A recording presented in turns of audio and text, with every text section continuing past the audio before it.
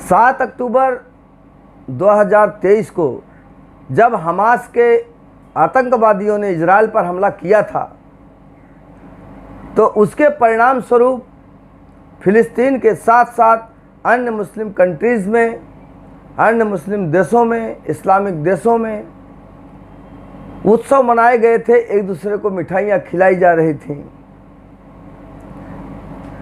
उसी समय मैंने कहा था कि आज उत्सव मनाने वाले लोग बहुत जल्द हाथ में तख्तियाँ लेकर सेव फिलिस्तीन का नारा देते हुए नजर आएंगे, और वो दिन आ गया है। आज पूरे दुनिया में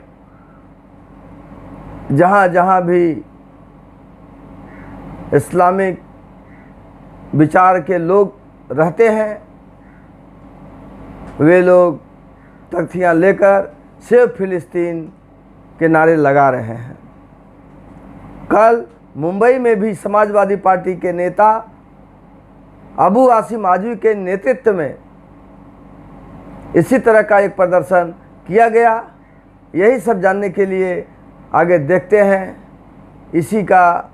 इसी विषय पर हम चर्चा करेंगे।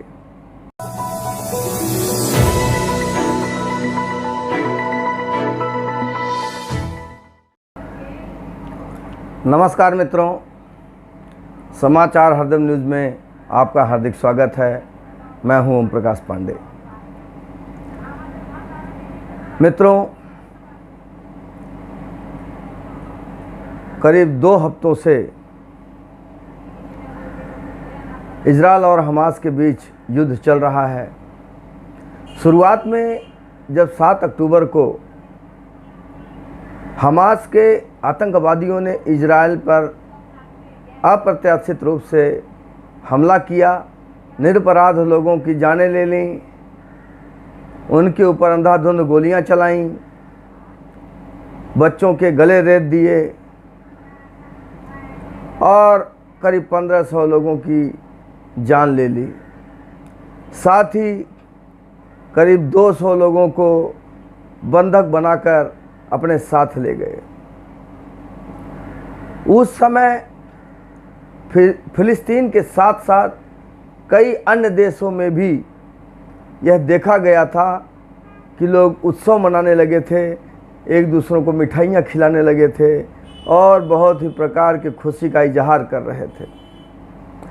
उस समय मैंने एक वीडियो बनाई थी, तो मैंने कहा था आज लोग जो उत्सव मना रहे हैं, बहुत ही जल्दी वे लोग हाथ में तख्तियाँ लेकर सेव गाजा और सेव फिलिस्तीन का नारा लगाते हुए नजर आएंगे। तो मित्रों, बहुत जल्दी वो दिन आ गया। अब पूरे दुनिया में इस तरह का नज़ारा देखा जा सकता है। लोग प्रदर्शन कर रहे हैं, हाथ में तख्तियाँ लेकर सेव गाजा और सेव फिलिस्तीन का नारा लगा रहे हैं और इजराइल के खिलाफ में बातें कर रहे हैं। इसी तरह का एक प्रदर्शन कल मुंबई में हुआ। समाजवादी पार्टी के महाराष्ट्र के मुखिया कहें, उसके अध्यक्ष कहें, या समाजवादी पार्टी के विधायक अबू आसिम आजमी, उनके नेतृत्व में एक प्रदर्शन, एक मोर्चा निकाला गया, जिसमें फिलिस्तीन के पक्ष में आवाज़ को बुलंद किया गया और इजराइल के खिलाफ में नारेबाजी की गई। इसी तरह की अन्य प्रदर्शन देश में अलग अलग जगहों पर हो रहे हैं, पूरी दुनिया में हो रहे हैं, और पूरी दुनिया से लोग अपना सहयोग फिलिस्तीन और हमास को देना चाह रहे हैं। कुछ लोग तो यहाँ तक कह रहे हैं कि हमास जो है वो कोई आतंकी संगठन नहीं है, बल्कि वह फिलिस्तीन का मिलिट्री विंग है। जो लोग ऐसा कह रहे हैं उनसे मेरा सीधा सा प्रश्न है कि क्या आपने किसी भी देश के फौज को निरपराध बच्चों पर गोलियां चलाते हुए, उनका गला रेतते हुए, स्त्रियों का रेप करते हुए, उनका बलात्कार करते हुए, औरतों को, बूढ़ी औरतों को, बाकी लोगों को गोलियां मारते हुए क्या आपने देखा है? क्या मिलिट्री के जवान इस तरह का कृत्य करते हैं कि आम लोगों को मौत के घाट उतार दिया जाए, उनका जीने का हक जो है वो छीन लिया जाए? मुझे लगता है नहीं। किसी भी देश के जो सैनिक है ये ऐसा नहीं करते होंगे। किसी भी देश का सैनिक का हमला उस देश की जो गवर्नमेंट होती है उससे, और जो उसकी मिलिट्री होती है उससे होता है। जो उस देश के रहने वाले आम लोग हैं, जो सिविलियंस हैं, उनके साथ कोई इस तरह का जो है घटना नहीं कारित करता है, उनके साथ इस तरह का अमानवीय बर्ताव नहीं किया जाता जो कि हमास ने किया है। इसलिए हमास को मिलिट्री विंग कहना फिलिस्तीन का सरासर गलत है और इसे इसको माना भी नहीं जा सकता, और न ही उन्होंने मिलिट्री जैसा कोई कार्य किया है। दूसरे कुछ लोगों का ऐसा भी कहना है कि हिजबुल्लाह के जो आतंकी संगठन हैं, उसके जो लड़ाके हैं और जो हमास के लड़ाके हैं, वो लोग फिलिस्तीन की मदद कर रहे हैं, इस्लाम की मदद कर रहे हैं, और उनकी तरफ से, फिलिस्तीन की तरफ से इजराइल से जंग लड़ रहे हैं, लड़ाई लड़ रहे हैं। मित्रों, इतने सारे करीब 57 इस्लामिक देश हैं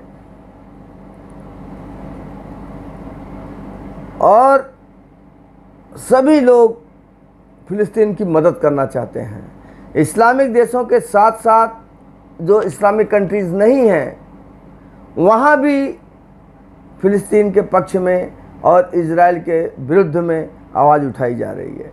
कहीं कहीं तो ऐसा है कि कुछ लोग इजराइल के पक्ष में आवाज़ उठा रहे हैं और कुछ लोग फिलिस्तीन के पक्ष में आवाज़ उठा रहे हैं। खैर, ये लोग वो आवाज़ उठाकर क्या करना चाहते हैं, वो किस तरह से उन्हें सहयोग करना चाहते हैं, ये तो समझ से परे की बात है, क्योंकि वहाँ पर तो युद्ध हो रहा है, वहाँ पर तो बम फूट रहे हैं, रॉकेट गिर रहा है, और इन लोगों का विरोध वहाँ पर क्या काम आने वाला है? विरोध की बात वहाँ होती है, विरोध काम वहाँ आता है कि जहाँ पर कोई सुनने वाला हो, सुनकर उसको मानने वाला हो। वहाँ तो कोई सुनने वाला ही नहीं है, वहाँ तो दोनों तरफ से गोले और बम दागे जा रहे हैं। ना हमास पीछे हटने को तैयार है और ना इजराइल पीछे हटने को तैयार है। हमास का साथ देने के लिए लेबनान से हिजबुल्लाह के लड़ाके भी वहाँ से इसके ऊपर हमला कर रहे हैं,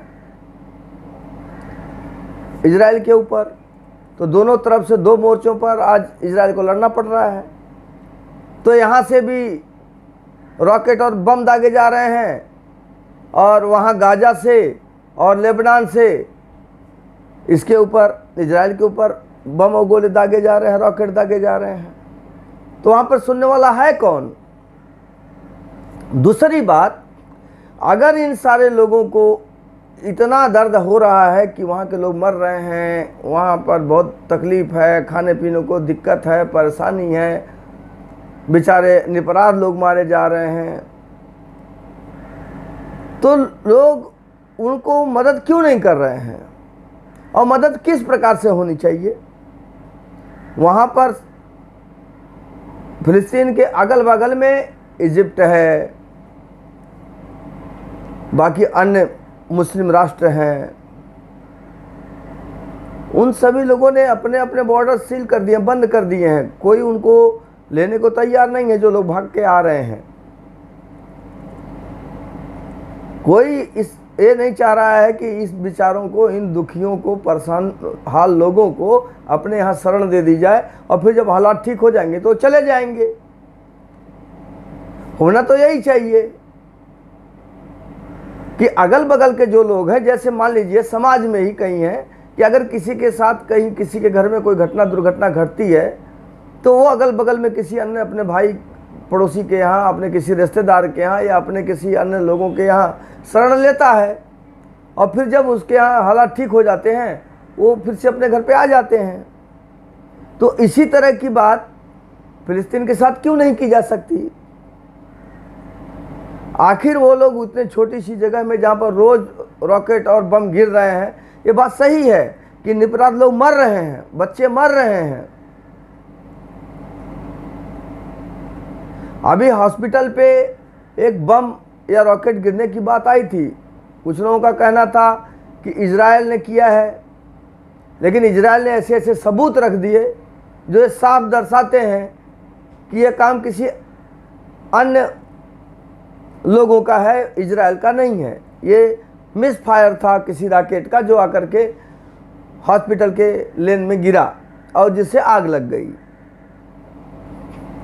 वास्तव में कोई जब बम गिरता है तो वहाँ आग नहीं लगती है, वहाँ पर सब कुछ मटिया मेट हो जाता है, एकदम धुआं धुआं हो जाता है सब कुछ, पूरा मिट्टी मिट्टी गर्दा। और यही नहीं, इजराइल जहाँ जहाँ भी उसने बम दागे हैं करीब 20 से 25 से 30 फीट गहरे तक खड्डे तक हो जाते हैं, वहाँ पर ऐसा कुछ नहीं हुआ, वहाँ पर आग लग गई, जो दर्शाती है कि ये बम नहीं था, ये कोई छोटा सा रॉकेट था और जो बहुत ज़्यादा जिसकी कैपेसिटी नहीं थी और उसके अंदर के जो ईंधन थे और जो वहाँ पर कुछ रखा हुआ वस्तु था जो एक दूसरे के संपर्क में आने की वजह से वहाँ पर आग लग गई और बहुत सारा नुकसान हो गया।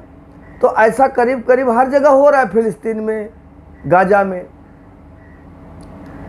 तो जो गाजा पट्टी पर जो इस तरह की घटनाएं घट रही हैं, अभी कल इजराइल ने वेस्ट बैंक के एक मस्जिद पर भी अटैक किया। पता चला कि वहाँ पर उसका इस्तेमाल, उस मस्जिद का इस्तेमाल जो है आतंकवादी लोग कर रहे थे। तो इस तरह की घटनाएं घट रही हैं, तो लोगों को क्या चाहिए? अभी भारत के लोग, भारत तो खैर बहुत दूर है वहाँ से, हम लोग चाहकर भी उन्हें किसी को शरण नहीं दे सकते। खैर भारत तो सबको शरण देता आया है हमेशा से, उसका अंजाम भी बहुत सारा भुगता है भारत ने, लेकिन आज भी भारत लोगों को शरण देने में पीछे नहीं रहता। ये सब की संस्कृति की बात है। तो वो लोग कोई उन्हें शरण क्यों नहीं देते? कुछ तो बात होगी। लेकिन इस तरह से उनके हक में आवाज़ बुलंद करके ये आवाज़ कौन सुनने वाला है? मेरा यही प्रश्न है कि आवाज़ सुनने वाला कौन है? यूनाइटेड नेशन है। यूनाइटेड नेशन का सबसे बड़ा ताकतवर व्यक्ति कोई है तो अमेरिका है। अमेरिका इजराइल के साथ खड़ा है, ब्रिटेन इजराइल के साथ खड़ा है, इटली इजराइल के साथ है, फ्रांस इजराइल के साथ है। इस्लामिक कंट्री जो है वो फिलिस्तीन या हमास के साथ है।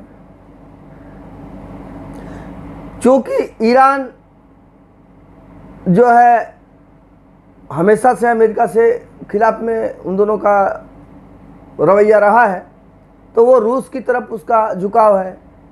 रूस, चाइना और उत्तर कोरिया, इन दोनों का एक अलग ही संबंध है। बाकी दक्षिण कोरिया, अमेरिका, ब्रिटेन और अन्य जो इटली, अन्य देश जो उनके साथ में हैं, इस तरह का तो दो भागों में बंटने का पहले से ही अंदेशा लग रहा था और आज भी वो स्पष्ट दिखाई दे रहा है।